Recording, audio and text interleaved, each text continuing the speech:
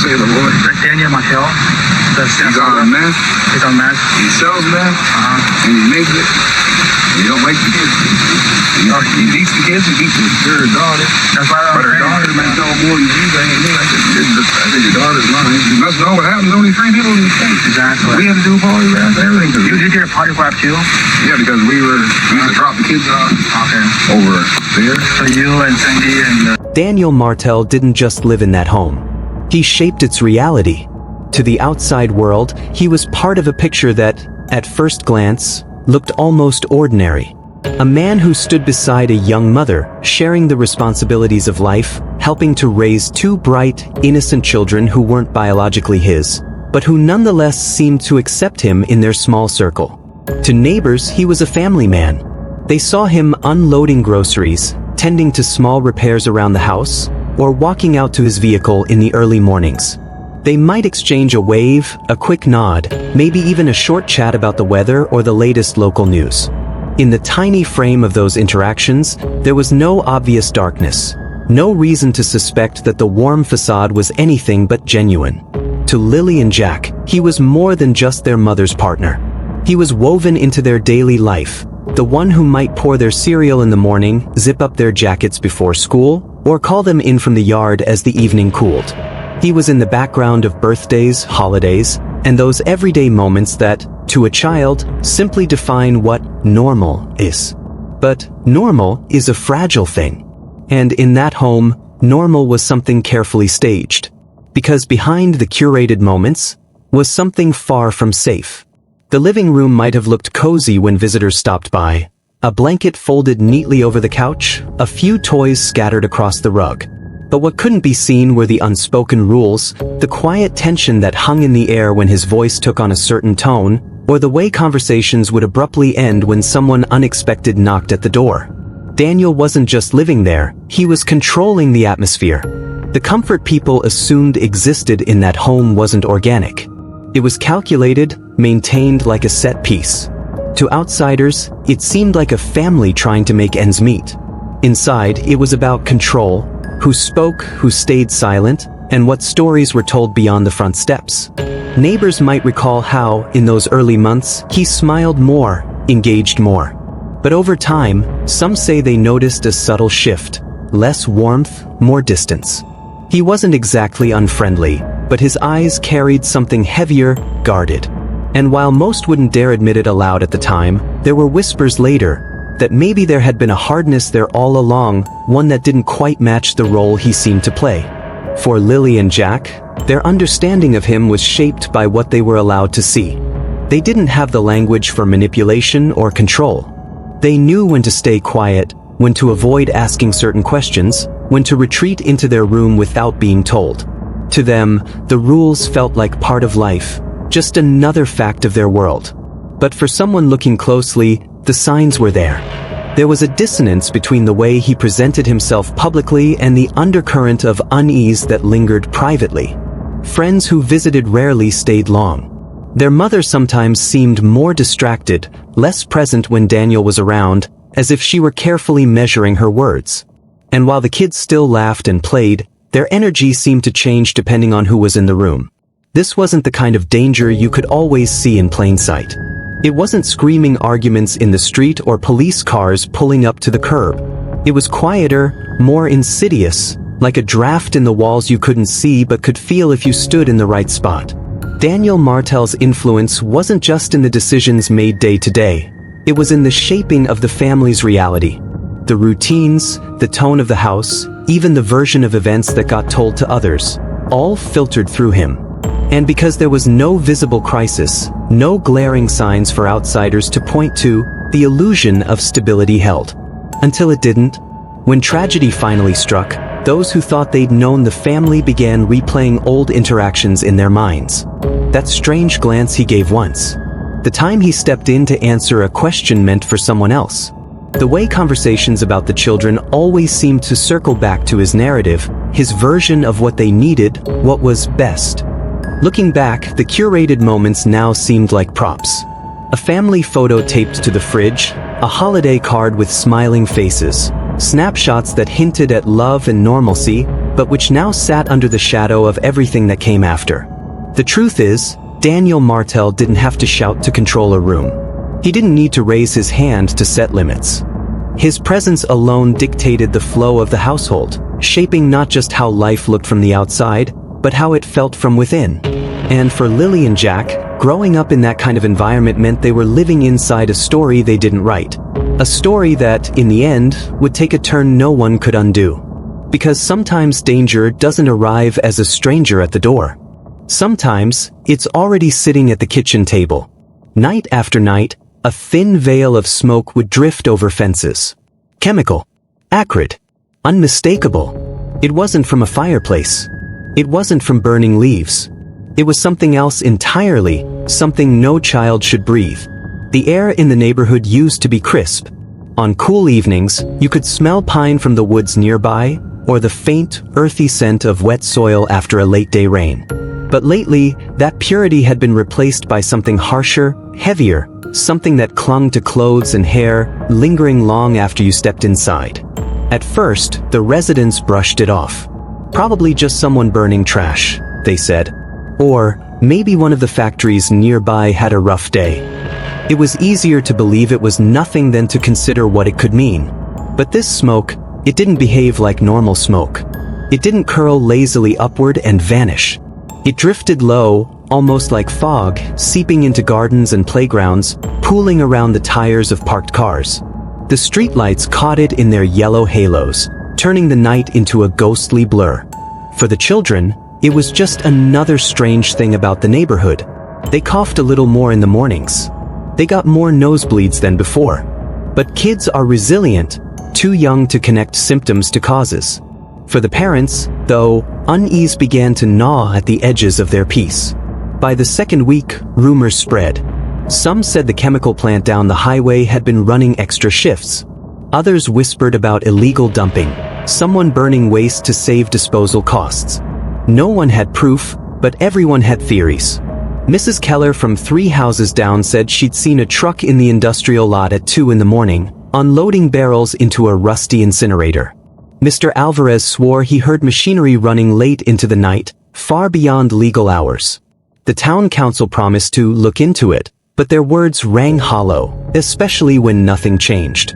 The smoke kept coming. And then came the first real scare. Little Emily Harper, 7 years old, collapsed on the soccer field during a Saturday morning practice. No fever, no warning, just sudden dizziness and trouble breathing. The doctor said it might be asthma, but Emily's parents swore she'd never had a single respiratory issue before. Her father started keeping a journal. Every night he recorded whether the smoke was present, how strong it was, and how long it lingered. After a month, a chilling pattern emerged. Emily's worst days always followed nights when the smoke was thickest. By then, other children were showing signs too: skin rashes, constant coughing, headaches. Adults weren't spared either. Mrs. Moreno, a healthy 42-year-old, developed a persistent burning in her throat. Mr. Grady, the mail carrier, had to take 2 weeks off work because of chest pain. The breaking point came on a windless night in late November. The smoke was so dense it seeped through closed windows and under doors. Even with air purifiers running, families woke with burning eyes and raw throats. Dogs refused to go outside. The morning news reported a spike in ER visits across the county.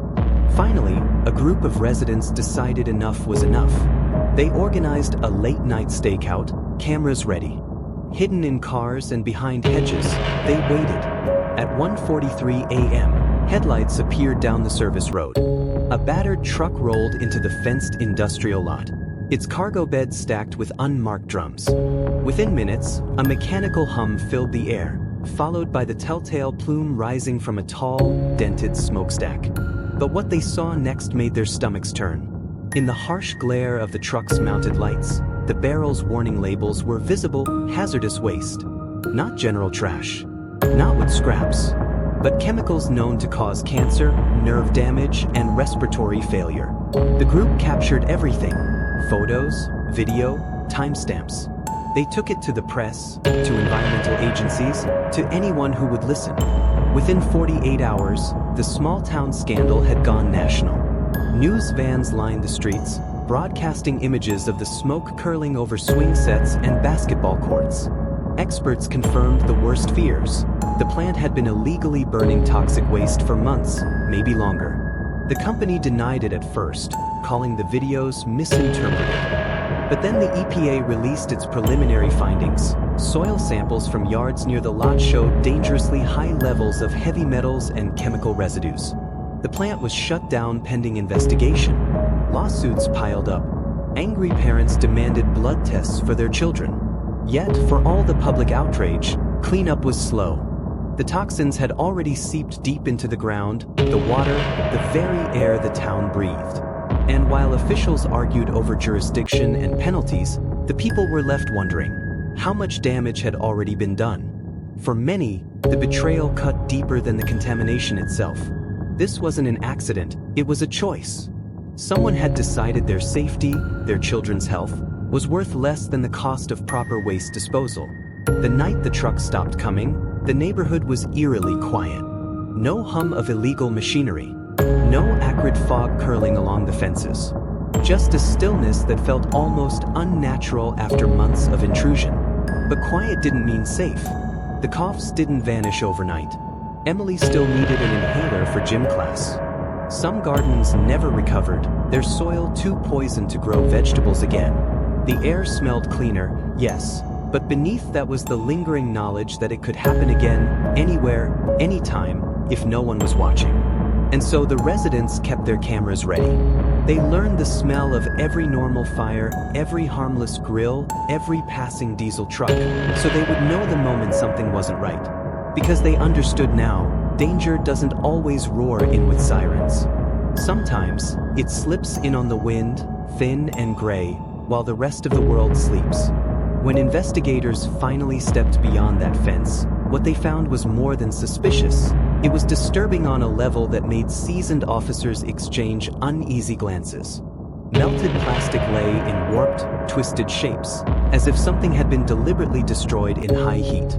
The smell of burnt synthetic materials still lingered faintly in the air, even days later, clinging to the dry grass. Charred metal fragments, unidentifiable but clearly once part of something mechanical or structural, were scattered near the center. And then there were the gloves. Disposable gloves, the kind you'd expect to see in a hospital, littered the ground.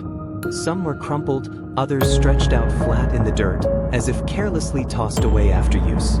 A few were stained, though whether from ash, earth, or something far more sinister, no one could say in that moment. Near them lay a small pile of masks, partly burned, partly intact. Blue surgical masks, the elastic bands curled from heat. It wasn't just garbage. It looked staged, as if someone had taken the time to erase something, anything, that might tie them to what had happened here. But it was the pit that froze everyone in place. Roughly dug, perhaps 6 feet across, and lined in blackened soil, it bore the unmistakable signs of repeated use. The char patterns on its edges didn't happen overnight. They spoke of multiple burns, each one feeding into the next. This wasn't the casual fire pit of someone roasting marshmallows in their backyard. This was a place where things were meant to vanish. One investigator crouched at the edge, scanning the inside. Small, unrecognizable chunks, bone, stone, were mixed with hardened slag at the bottom. A lump of melted fabric clung stubbornly to one side, unburned enough to show hints of a pattern. The silence was thick. No one wanted to say it out loud, but everyone was thinking the same thing. This was where evidence went to die. The question was, what kind of evidence? Tests confirmed the soil was contaminated.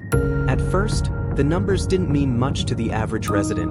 A long list of chemical names, toxicology jargon, and hazard ratings buried in a government PDF. But to environmental scientists, it was a flashing siren. Arsenic, benzene, dioxins.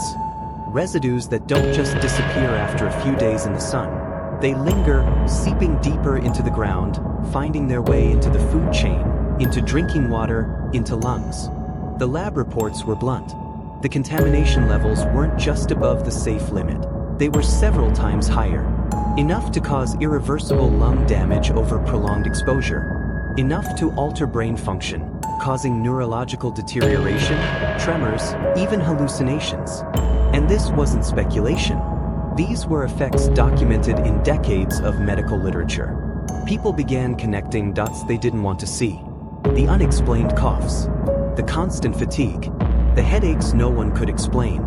Some parents recalled their children's sudden behavioral changes, irritability, mood swings, trouble concentrating in school. At first, they had blamed stress, poor diet, maybe even too much screen time. But now, staring at the chemical list in black and white, it all felt disturbingly connected. And here's the most chilling part. This wasn't an accident. It wasn't a single catastrophic spill or one night of reckless burning. This was a pattern, a routine, something that had been happening quietly, almost invisibly, for years. Witnesses started coming forward. Farmers who had seen thick black smoke curling up from the industrial lot late at night. Residents who remembered the strange metallic tang in the air after certain shifts at the plant. It wasn't just once, one man said. It was weekly, sometimes daily. They'd wait until most people were asleep. The burn sites were hidden in plain sight. Behind chain-link fences topped with barbed wire, heaps of industrial waste were doused with accelerants and set alight. To a casual passerby, it might have looked like scrap disposal, but the flames weren't ordinary. They burned with colors no normal fire should have: green, purple, even blue. A sure sign that heavy metals and chemical compounds were combusting. When chemicals like these burn, they don't just vanish. They transform, releasing new, often more toxic substances into the air. These particles can drift for miles before settling, on gardens, in rivers, on rooftops where rain can wash them into gutters and eventually into kitchen taps. The contamination wasn't just in the soil. Follow-up tests revealed traces in the river sediment, in fish caught downstream, even in the air filters of homes miles away from the burn site. The chemicals had become part of the ecosystem, a slow, invisible invasion. And yet, for years, nothing had been done. But because routine creates invisibility, if something happens every week, it becomes normal. People stop noticing, and in that silence, the damage grows. Former employees of the plant, speaking under condition of anonymity, painted an even darker picture. The burns, they claimed, weren't just a way to get rid of excess waste. They were a cost-cutting strategy. Proper hazardous waste disposal is expensive, but an open-air burn? Practically free.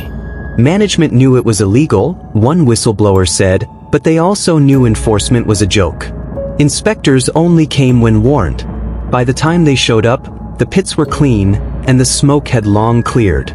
What's more disturbing is the possibility that local authorities may have been complicit.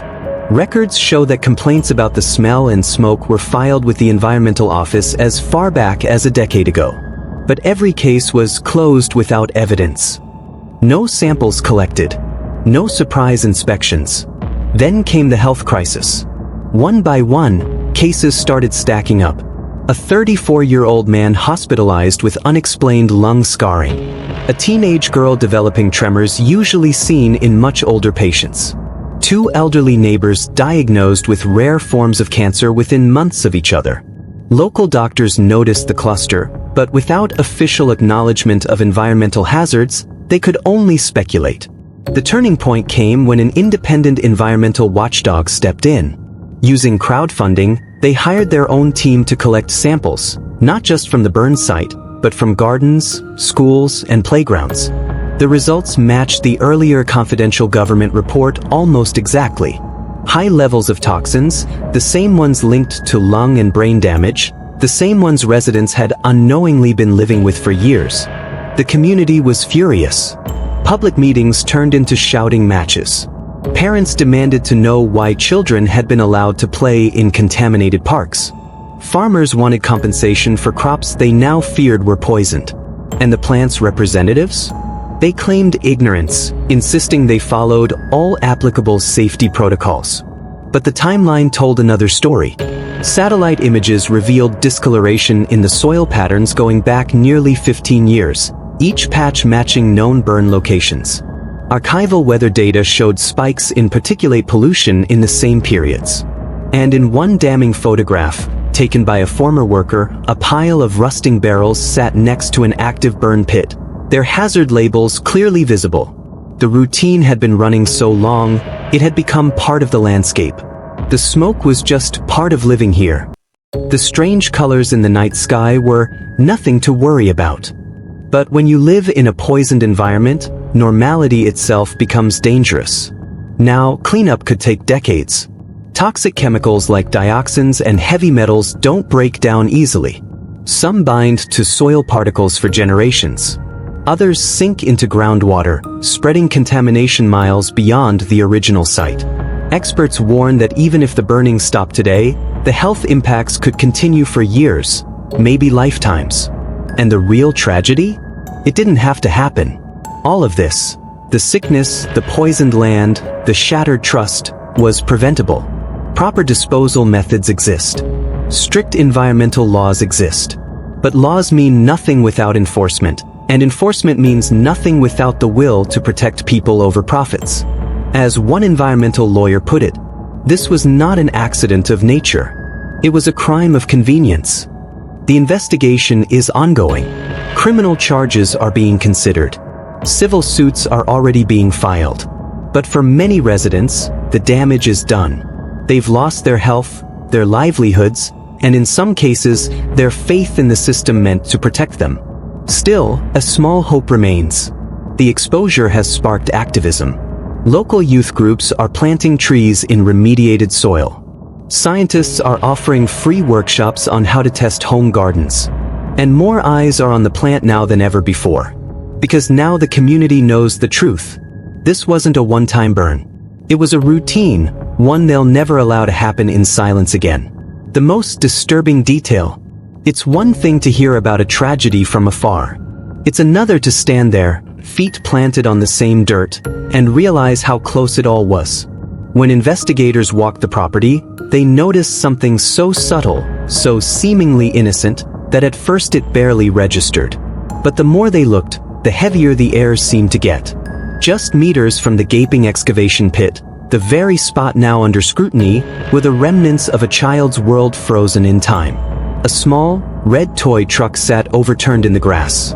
Its plastic wheels were worn, the side scratched where Jack had likely rammed it against the concrete steps one too many times. A tiny blue shovel lay beside it, its handle snapped in two. It wasn't discarded trash, it was part of a game, abruptly abandoned. And then there was Lily's corner. The concrete patio beside the pit still bore the soft pastel marks of chalk drawings, uneven rainbows, a crooked sun, and her name spelled out in big block letters. The colors were already fading, washed out by weather, but they were still there. Still visible. Still speaking. It hit the officers like a punch to the gut. This wasn't just where the children played, it was where they lived, laughed, and spent their days. The pit wasn't a distant hazard tucked away in a forgotten corner of the yard. It was part of their everyday landscape. They were inside the danger zone every single day. And that changed everything.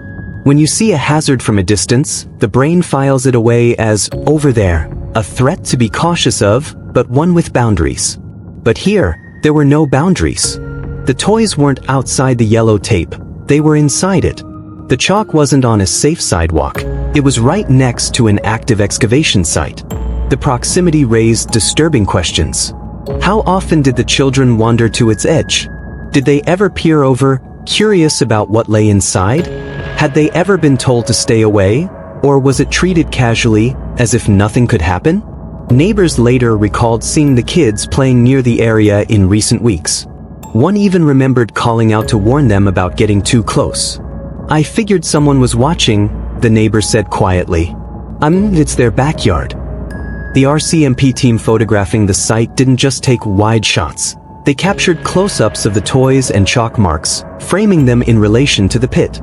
In those photos, the cheerful colors of childhood sat in direct contrast to the cold, raw earth of the excavation. The images didn't need captions. Anyone looking at them could feel it, an unspoken truth that safety had been an illusion. Investigators couldn't ignore the emotional weight of that juxtaposition. It wasn't just evidence, it was a statement about how environment shapes risk, and how invisible that risk becomes when you live inside it every day. For Jack and Lilly, the pit wasn't a forbidden zone marked with red tape and warning signs. It was simply there, like the patio or the garden hose or the clothesline, a normal part of their world. And that normalization of danger might have been the most dangerous factor of all. One officer, speaking off record, admitted the sight stayed with him long after he left the property.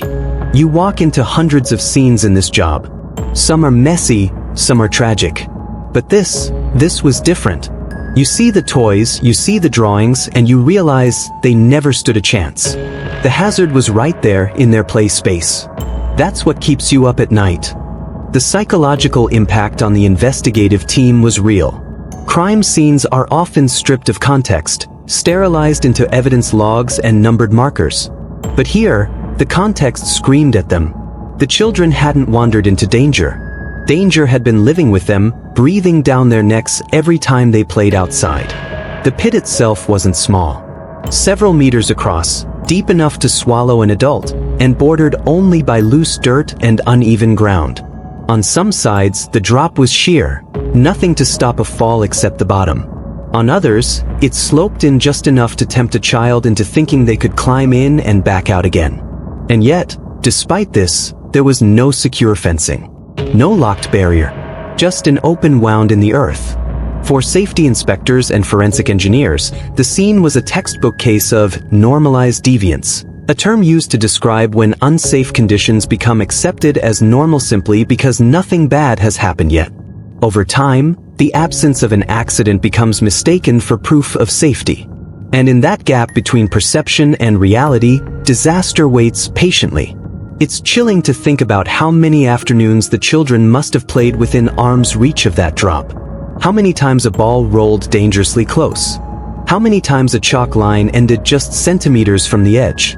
The forensic timeline analysis began to weave these disturbing observations into a broader theory.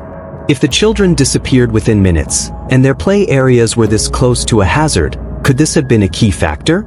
Or, more grimly, was the pit not just a hazard, but an intentional element in what happened?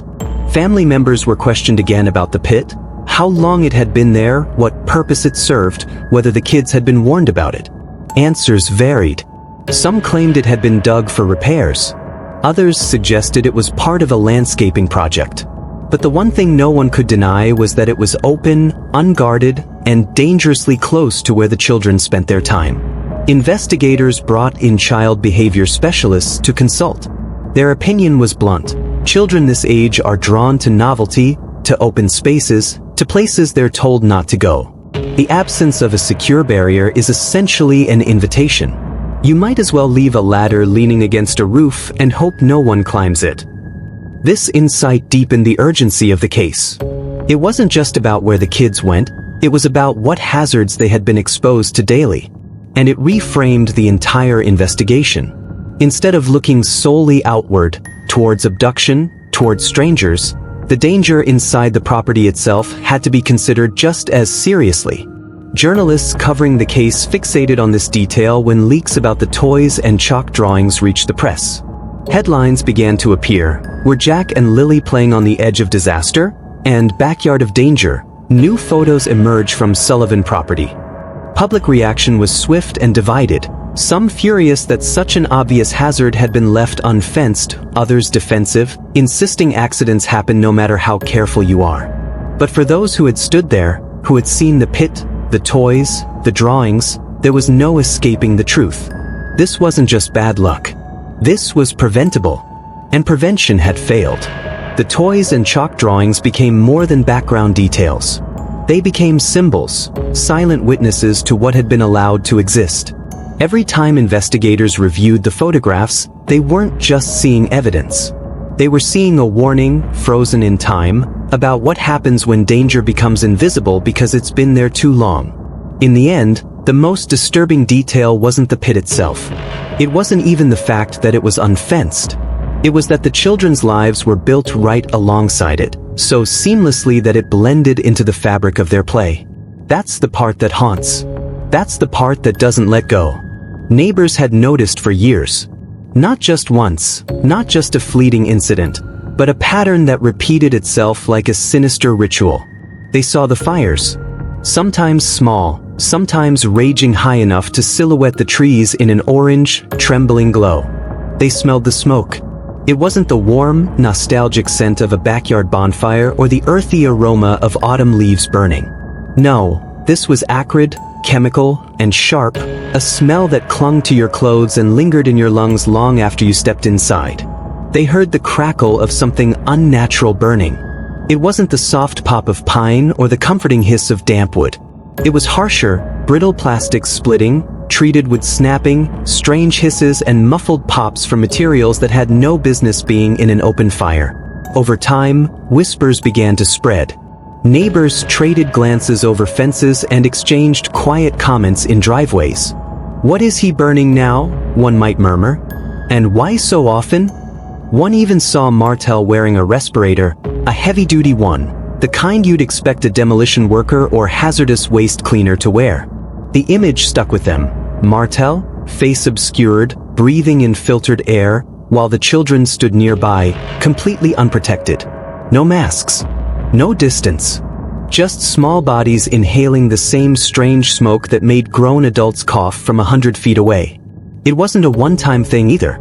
The fires came back. The smell came back. And with it came a gnawing unease that burrowed deep into the community's conscience. But no one called the authorities. No one filed a report. Maybe they didn't want to get involved. Maybe they thought it wasn't their place. Or maybe, and this was the most haunting possibility, they feared the consequences of speaking out. Looking back now, those moments feel less like harmless eccentricity and more like warning signs.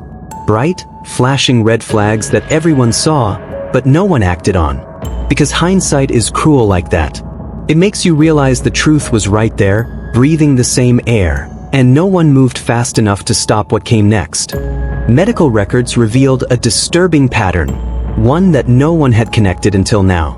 Both Lilly and Jack had been in and out of clinics for months before their disappearance. Sometimes it was Lilly with a persistent cough that just wouldn't go away. Other times, it was Jack, with eyes so bloodshot they looked like he'd been crying for hours, but he hadn't. Fatigue, irritability, unexplained rashes. And then there were the recurring respiratory infections that doctors chalked up to seasonal colds or environmental allergies. But what kind of environment makes two healthy children sick over and over again? When investigators finally gained access to the family's full medical history, the timeline was chilling. The symptoms weren't random. They weren't seasonal. They lined up almost perfectly with reports from neighbors of noxious smoke drifting from the property. One neighbor described waking up in the middle of the night to a smell so harsh it burned the back of your throat.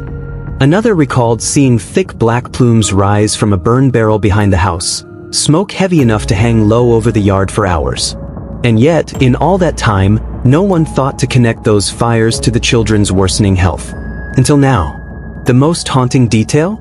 Several witnesses say they saw Daniel Martell, the man living in the home with the children's mother, wearing a full respirator mask during these burns. But the children? They stood outside, unprotected, sometimes playing just feet away from the smoke. Why was Martell shielding himself while letting Lilly and Jack breathe in whatever toxins were filling that air? Forensic specialists consulted after the fact believe those burn barrels could have contained far more than just yard debris. Plastics, treated lumber, old insulation, all materials that release highly toxic chemicals when burned. Chemicals that can cause exactly the kind of chronic respiratory problems the children suffered from. In private interviews, two former friends of the family admitted they had confronted Martell about the burns years ago. They said he shrugged it off, claiming he was just getting rid of junk and that the kids were fine. But they weren't fine. The children's school records show Lily's attendance dropped noticeably in her final year. The reason? Frequent absences due to illness. Jack's preschool teachers also noticed the quiet little boy was often pale, coughing, or unusually tired. His mother would say he had a bug or was just run down, but never explained why it kept happening. When these records were finally overlaid with the dates of known fires, gathered from neighbor statements, photographs, and even social media posts, the match was undeniable. Nearly every major bout of illness occurred within days of a documented burn. This wasn't coincidence. It was cause and effect. For the investigators, it shifted the entire lens of the case. They were no longer just looking at the disappearance of 2 children. They were looking at a possible pattern of long-term harm, the kind that leaves a paper trail in medical files, witness accounts, and environmental residue. And residue was exactly what they found. Soil samples taken from the burn site months after the children vanished still showed elevated levels of heavy metals and toxic compounds, the type you'd expect from burning synthetic materials. A specialist described the readings as dangerously high for residential exposure, especially for children. The picture was becoming clearer. Lilly and Jack hadn't just been living in a house with smoke. They had been living in a slow-moving cloud of chemical poisoning. And it had been happening right under the noses of their community, in plain sight. The tragedy? None of it was officially investigated while the children were alive. No agency stepped in. No health department inspected. Complaints to local authorities were either never made or never followed up on. It's the kind of oversight that leaves you wondering, if someone had acted sooner, could these children have been saved? Not just from their eventual disappearance, but from the years of exposure and illness that came before it? Even now, that question haunts the investigation. And it casts a dark shadow over the people who were supposed to protect them, both in their home and in their community. Because this was more than a case of neglect. It was an environment of harm. And the smoke may have carried more secrets than anyone realized. Burning insulated electrical wire releases dioxins and heavy metals, some of the most dangerous pollutants on Earth. And these kids were right there, breathing it in. When insulated electrical wiring is burned, it's not just the visible black smoke that's dangerous. It's what you can't see that poses the greatest threat. The process strips away the protective plastic coating, releasing a complex cocktail of toxins into the air. Among them are dioxins, a class of chemically related compounds that the World Health Organization lists among the most dangerous substances known to science. These aren't ordinary pollutants. They are persistent organic pollutants, meaning they don't break down quickly. They cling to dust particles, settle into soil, enter the food chain, and remain in the environment and the human body for decades. Dioxins are bioaccumulative, building up inside living tissue. Even in minute doses, they can cause profound harm. Scientific studies link them to cancers, immune system suppression, reproductive problems, endocrine disruption, and developmental delays in children. The danger isn't always immediate. Sometimes the damage lies in what they set in motion inside the body, quietly, invisibly over years. Alongside the dioxins, burning electrical wire releases heavy metals, lead, cadmium, arsenic, mercury, each with its own devastating health profile. Lead, for instance, doesn't simply leave a child's body. It lodges in bones and tissues, impairing brain development, lowering IQ, and causing behavioral changes that can last a lifetime. Cadmium damages the kidneys and bones. Mercury disrupts the nervous system. Arsenic is a known carcinogen. Together, these metals form a toxic cloud that lingers long after the flames are gone. The danger is multiplied when this burning happens in open air, close to where people live, without industrial-grade filtration, without protective gear, without any form of containment. Each breath taken near such a fire is essentially a delivery system, sending microscopic poison particles deep into the lungs, where they can enter the bloodstream. For children, whose lungs are still developing and whose bodies absorb toxins more readily, the risk is catastrophic. Now picture this. 2 children, small and curious, their world confined to a modest home near a makeshift burn site. They play outside in the yard. The air smells faintly sweet at first, then acrid, harsh. Wisps of gray-black smoke curl above the treeline, drifting down with the wind. To them, it's just a smell, unpleasant maybe, but nothing to be afraid of. No one ever told them it could kill. They run, they laugh, they breathe. With each inhale, they pull dioxin-laced particulates deep into their lungs. The smoke clings to their clothes, their hair, their skin. Indoors, the windows don't keep it out. Fine soot drifts in through gaps, settling invisibly onto tables, bedsheets, and toys. Their immune systems begin working overtime, fighting an invisible war they cannot win. Days later, they're coughing more often. Their eyes are red, irritated. Fatigue sets in. But to an untrained eye, these are just minor symptoms. Maybe allergies, maybe a cold. Doctors treat them in isolation. Eye drops for the redness, syrup for the cough. No one connects the dots. The cause is silent, insidious, and it's right outside their home. For the person burning the wire, it's about money, salvaging copper or aluminum from the casing, selling it for scrap. It's quick cash. But for the children and families downwind, the cost isn't in dollars. It's in years shaved off lifespans, in chronic illnesses that will never truly heal, in tragedies that seem to appear without warning. Scientific testing in communities near informal burn sites has shown staggering levels of toxins in the soil and in residents' blood. In some cases, dioxin levels measured in local eggs and chicken meat were dozens, sometimes hundreds, of times higher than safe limits. The ground becomes poisoned, the water table compromised. Even if the fires stop, the damage remains. For children like these, exposure is not just a momentary event, it's a lifelong imprint. Authorities know this. Environmental health experts have sounded the alarm for decades. The United States Environmental Protection Agency, EPA, has long warned that open burning of wire insulation is illegal and dangerous, not only for immediate surroundings but for the entire ecosystem. The World Health Organization has stressed that children are uniquely vulnerable, with exposure potentially leading to irreversible harm. And yet, enforcement in many communities remains weak, especially in rural or economically struggling areas, allowing such practices to continue in plain sight. Here's the brutal truth. Breathing in the smoke from burning insulated wire is not just unhealthy. It's equivalent to breathing poison gas, in slow motion. The body has no natural defense against it. The particles are so small they bypass the body's filtration systems, embedding themselves in the deepest parts of the lungs. From there, they leach into the bloodstream, circulating to the brain, liver, kidneys, and bones. The effects can take years to fully surface, meaning the link between cause and consequence is often missed. By the time chronic illness develops, the burning site might be gone, the person responsible long vanished, and the proof erased from memory. For these two children, the exposure was not a one-time event. It was day after day, week after week, a slow poisoning. Their medical records now show a pattern: unexplained respiratory distress, recurring eye irritation, fatigue that persisted even with rest. Each symptom might have been dismissed on its own, but together, they tell a much darker story. One that begins with a pile of insulated wire, a match, and smoke curling into the sky. And that's the most chilling part. They never stood a chance. They were in the wrong place at the wrong time, breathing the wrong air. And the toxins they inhaled that day, and every day like it, will never truly leave them.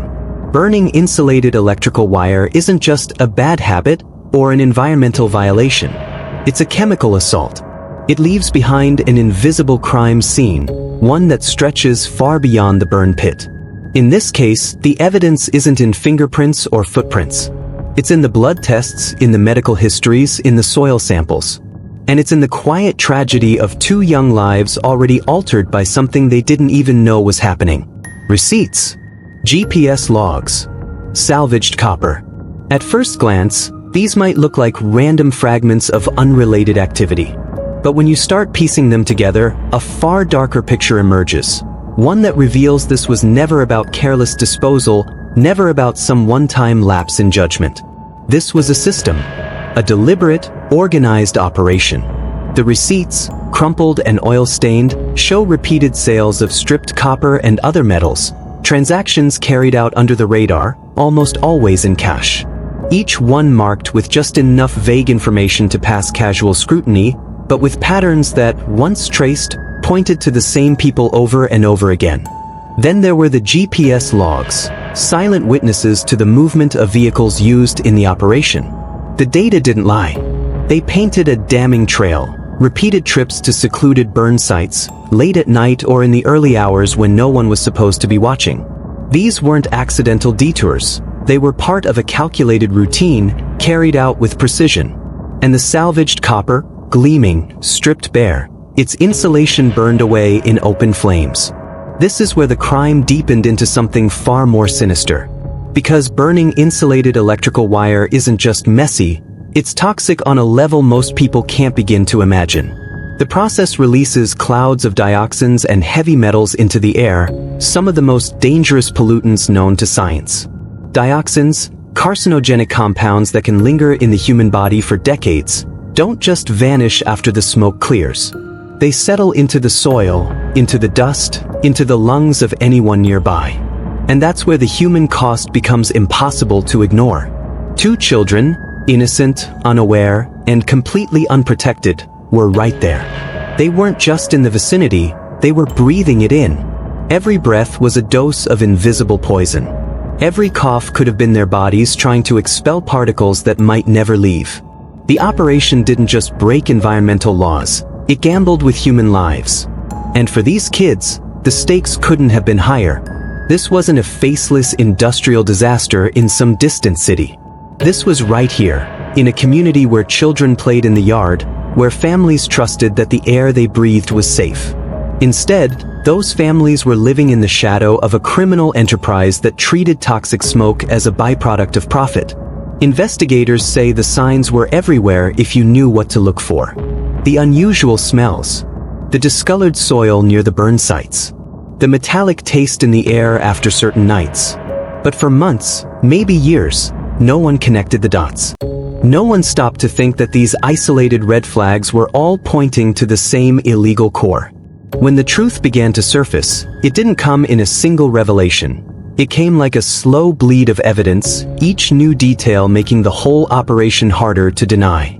A local scrapyard confirmed that multiple copper deliveries came from the same supplier, often brought in by different people driving the same vehicles. One informant recalled overhearing a conversation about burning off the junk to make the wire more valuable. And then came the most chilling detail. This wasn't just about metal theft. This was about maximizing profit by cutting corners in the most dangerous way possible, by using open-air burning instead of proper stripping equipment. The equipment would have cost money. It would have required effort. Burning, on the other hand, was quick, cheap, and deadly. The people behind this didn't care about the risks. The children's health was never part of the equation. In their calculations, the only thing that mattered was how much clean copper could be pulled from the wire and sold by the pound. But science doesn't negotiate with greed. Dioxins don't vanish because someone needs extra cash. Heavy metals don't become harmless just because the smoke drifts away. The toxins released in those burns will linger for decades, slowly leaching into the environment, quietly embedding themselves into the ecosystem, and into the bodies of those exposed. For the families now piecing together what happened, the betrayal cuts deep. This wasn't an accident. This wasn't some unforeseeable tragedy. This was the result of choices, conscious, deliberate choices, that valued metal over human life. And the evidence is damning. Receipts linking metal sales to the same individuals. GPS logs proving repeated trips to burn locations. Recovered copper consistent with open-air burning techniques. Each piece is a nail in the coffin of the careless disposal narrative. This was methodical. This was criminal. And for 2 children who should have been safe, it was a silent assault on their health, an assault they had no way to defend against. Now, the question isn't whether a crime occurred. The question is whether justice will follow. Because the truth is already in plain sight, spelled out in smoke and ash and paper trails. The challenge is whether the system will move fast enough before the damage done to these kids becomes permanent. But here's the part the community cannot reconcile, cannot forgive, nor understand. Despite overwhelming evidence, the undeniable facts, the undeniable scars left on the land and lives, Daniel Martell remains free. No charges have been filed against him. No formal accusations, no court summons, no public hearings. Silence. Official silence. The evidence is staggering. Receipts from scrap metal yards show he sold copper wire consistent with the burn material found at the scene. GPS logs place him near the toxic burn pits on multiple occasions, at hours when no rational reason would explain such presence. Investigators recovered salvaged copper wire, charred and stripped in the very same backyard where the children lived. Toxicology reports indicate residues of dangerous heavy metals and carcinogens in the soil, pollutants known to cause respiratory issues and neurological damage. Medical records show that both Lilly and Jack suffered from chronic respiratory problems, eye irritation, and unexplained fatigue, all classic symptoms of exposure to the chemicals released by burning insulated electrical wire. Despite all this, no charges have been brought against Martell. This disconnect between what is known and what is done has fractured the community's trust in the system. Questions multiply. Why is a man so clearly linked to hazardous, illegal activity that endangered children allowed to roam free? Why are the authorities unwilling or unable to act decisively?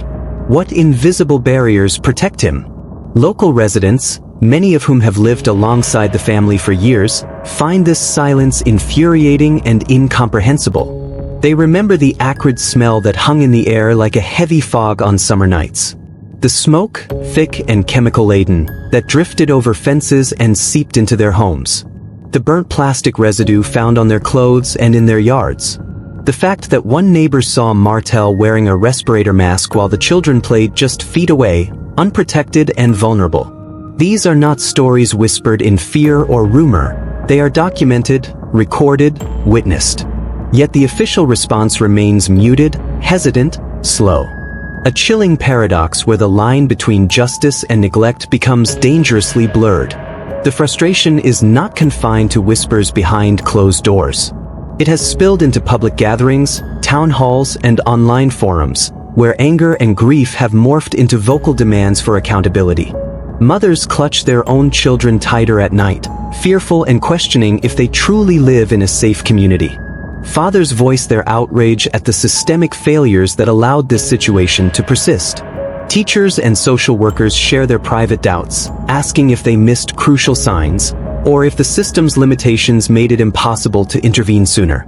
The lack of action has created a vacuum, a void of justice, that is felt deeply by those who knew Lilly and Jack.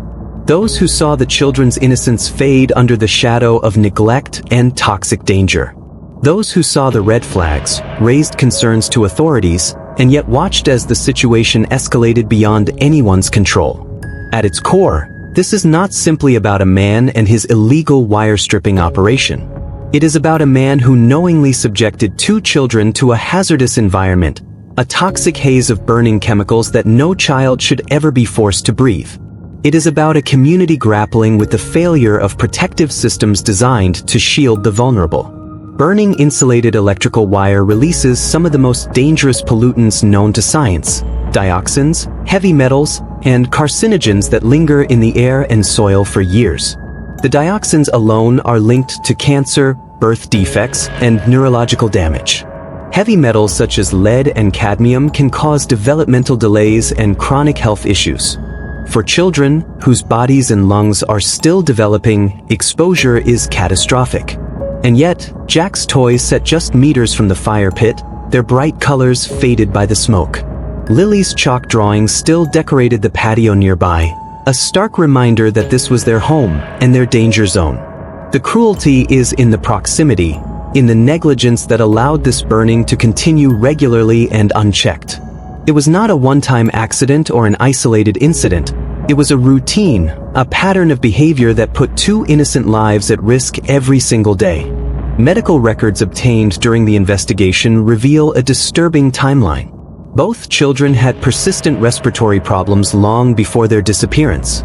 They had red, irritated eyes, chronic fatigue, and frequent coughing fits, symptoms consistent with long-term exposure to toxic fumes. But those symptoms were dismissed, unexplained, disconnected from the environment they lived in. No direct link was drawn between the children's health and the hazardous burn pits just outside their windows. Only now, with the benefit of thorough investigation and forensic analysis, does the picture come into focus. The suffering these children endured was not natural. It was inflicted by neglect and recklessness. Yet, even with these revelations, the legal system remains strangely inert. No charges for environmental violations. No child endangerment suits. No criminal negligence proceedings. Instead, a frustrating silence.